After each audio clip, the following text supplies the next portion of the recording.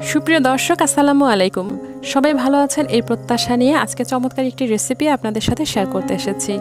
দর্শক, আজকে আপনাদের সাথে শেয়ার করছি কাঁঠালের বড়ার রেসিপি। এটা এত চমৎকার একটি খাবার, আপনারা একবার যদি বানিয়ে খান তাহলে প্রতিদিনই খেতে চাইবেন, প্রতি বছরই খেতে চাইবেন। চলুন রেসিপিটি দেখে নেই। প্রথমেই কাঁঠালের কোয়াগুলো তুলে নিয়েছি, তারপর একটা বাটি নিয়েছি আর একটা স্টেইনার নিয়েছি।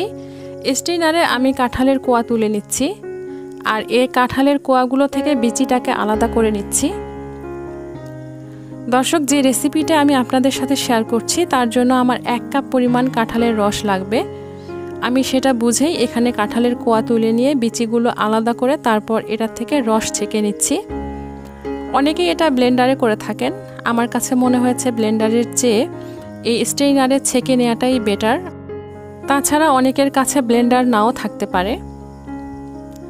দর্শক, দেখতে পাচ্ছেন এভাবে চেপে চেপে রস বের করে নিচ্ছি। যাদের কাঁঠাল খেতে পেটের সমস্যা হয় বা হজমের সমস্যা হয় তারা কিন্তু এভাবে কাঁঠাল ছেঁকে রসটা খেতে পারেন।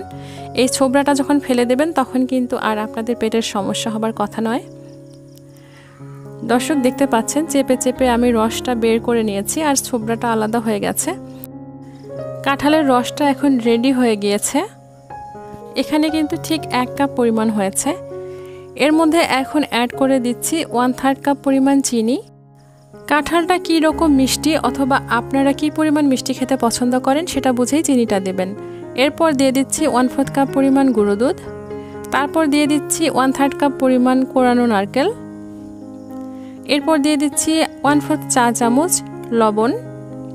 তারপর দিয়ে দিচ্ছি বেকিং সোডা, এটা দিয়ে দিচ্ছি 1 চা চামচ।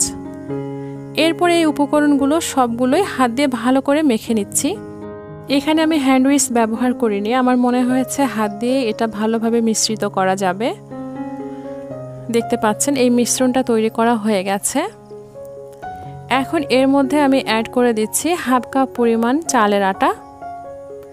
অল্প অল্প করে আটাটাকে অ্যাড করব, একবারে দিয়ে দিলে দেখা যাবে যে ডোটা হয়তো বা বেশি ঘন হয়ে যাবে, তখন পিঠাটা ভালো হবে না। দর্শক, দেখতে পাচ্ছেন প্রথমে 1/2 কাপ দিয়ে নেড়ে নিয়েছি এবং এরকম একটা নরম একটা ব্যাটার তৈরি হয়েছে। আমি এর জন্য আবারও এখানে 1/2 কাপ আটা দিয়ে দিচ্ছি, আবারও এটাকে ভালোভাবে মিশিয়ে নিচ্ছি। দর্শক, এখানে আমি 1 কাপের একটু বেশি আটা ব্যবহার করেছি। এখানে শুকনো চালের আটা নিয়েছি, আপনারা যদি ভেজা চালের আটা নেন তাহলেও তার পরিমাণটা ভিন্ন হতে পারে। শুধু খেয়াল রাখবেন যে মিশ্রণটার ঘনত্ব এরকম হয়েছে কিনা। এখন এটা মেখে এই অবস্থাতেই আমি চুলায় চলে যাচ্ছি। চুলায় প্যান বসিয়ে দিয়ে সেখানে তেল দিয়ে দিয়েছি। তেলটা কিন্তু গরম হয়ে আসেনি, চুলাটা একেবারেই লো ফ্লেমে দিয়েছি আর তেলটাও এখনও হালকা গরম আছে। এই অবস্থায় যে মিশ্রণটা তৈরি করে রেখেছি সেটা তেলের মধ্যে দিয়ে দিচ্ছি। খুবই হালকা আঁচে ভাজতে হবে, নইলে কিন্তু বাইরের অংশ পুড়ে যাবে আর ভিতরে কিন্তু কাঁচাই থেকে যাবে। দর্শক, আমার রেসিপি যদি আপনাদের ভালো লেগে থাকে প্লিজ আমার চ্যানেলটিকে সাবস্ক্রাইব করুন এবং লাইক, কমেন্ট ও শেয়ার করুন। আর যারা অলরেডি সাবস্ক্রাইব করেছেন থ্যাংক ইউ সো মাচ।